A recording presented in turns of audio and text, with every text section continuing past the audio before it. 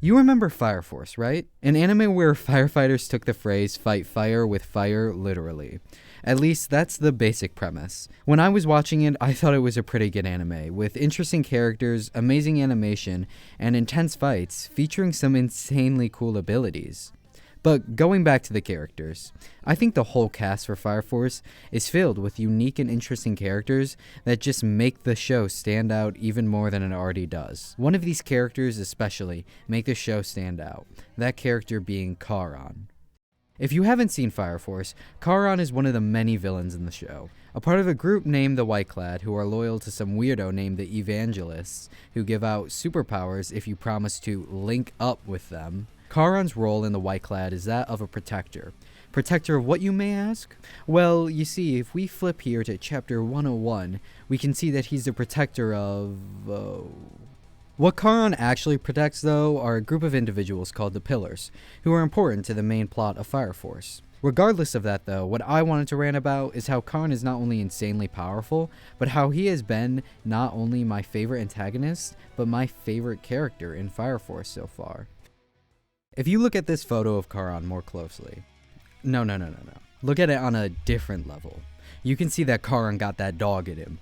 Not only is he built like a truck, so much so he could take light speed kicks to the face and rip apart somebody's body in an instant, but his pyrokinesis ability is one of the coolest and I think most useful in the show. For those of you that don't know, Fire Force's power system is based on pyrokinetic ability, so basically being able to throw fireballs or not, and it's judged on a generational scale. So if you're a first generation, then you become the mindless monsters known as Infernals, kind of like just the show's zombies. Second generation, though, is way different, as they're basically normal people, but with the abilities to manipulate pre-existing flames. And the third generation is able to create and manipulate flames in a unique way to them. Charon is a second generation pyrokinetic though, which means he can manipulate pre-existing flames, but in like the most badass way possible. Being able to absorb and accumulate all kinetic energy gained from any attack that hits him, and then transferring that energy into thermal energy to create massive explosions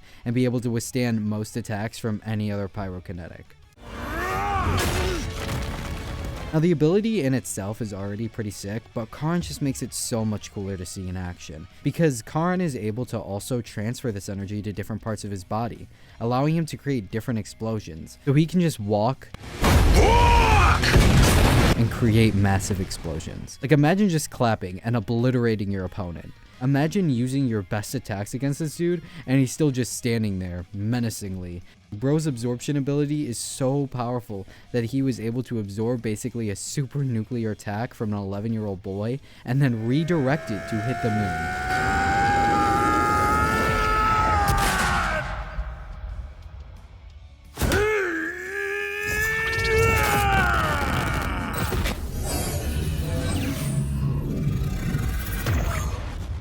Like, this dude is him. While Charon is insanely strong, and that just adds to how much I love his design and abilities, his actual character and seeing how he acts and interacts with protagonists is honestly really intriguing, because while he is a villain, it isn't like he's insane. Like, he's not some weirdo with a weird goal or some edgy villain. When we see him, he kind of just enjoys the fights and can honestly even have a sense of humor in it. I mean, bro even has his own hype group that follows him around and gets him pumped for a fight.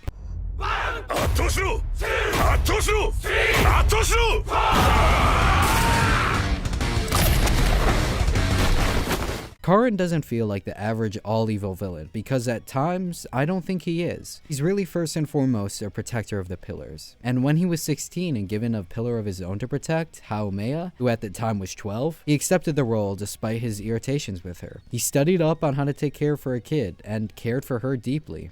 This protection doesn't even just extend to Haumea, but all the other pillars as well, even his enemies. While Charon is definitely a villain through and through, I think he will still hold his values and morals above all else, and I just really respect that about him as a character. It's just nice to see how a villain can be compassionate to not only his comrades, but others as well, even if they are his enemies. Fire Force is truly an interesting anime with a great world, characters, and power systems, and I think you should definitely consider watching, just, not in public, because I swear the fan service is crazy.